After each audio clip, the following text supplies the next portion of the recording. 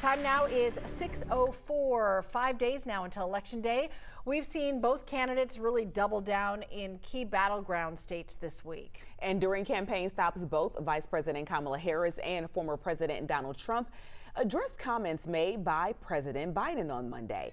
He was referring to a remark during a Trump rally Sunday night where one of the guest speakers and comedians made a comment calling Puerto Rico a, quote, floating island of garbage.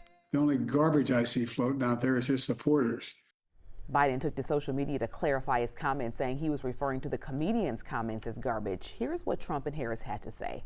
Joe Biden's comments were the direct result of Kamala's decision to portray everyone who isn't voting for her, which is a lot of people, as evil and subhuman. First of all, he clarified his comments, but let me be clear, I strongly disagree with any criticism of people based on who they vote for. Both candidates will be in Arizona today. Harris will be at a rally in Phoenix. Trump will also headline a rally in Glendale. And back here at home, Georgia's Secretary of State is standing by its process to count votes and declare a winner. 11 Alive's Ariana Manish joining us this morning from the state capitol. Ariana, the latest update on early voting numbers, another impressive update here.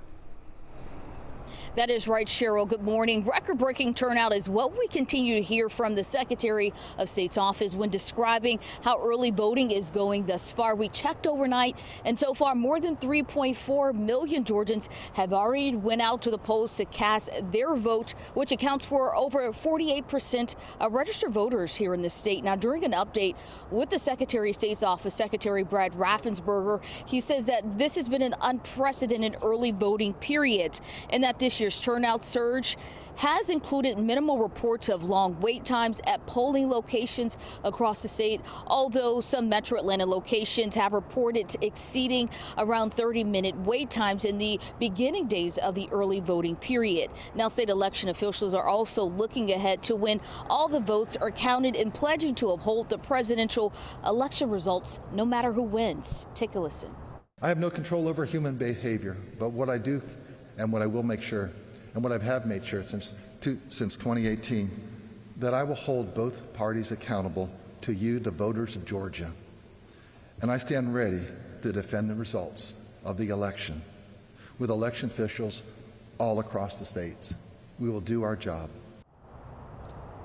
Now, the Secretary of State's office says they're already preparing for any legal challenges pursued by whoever loses this election.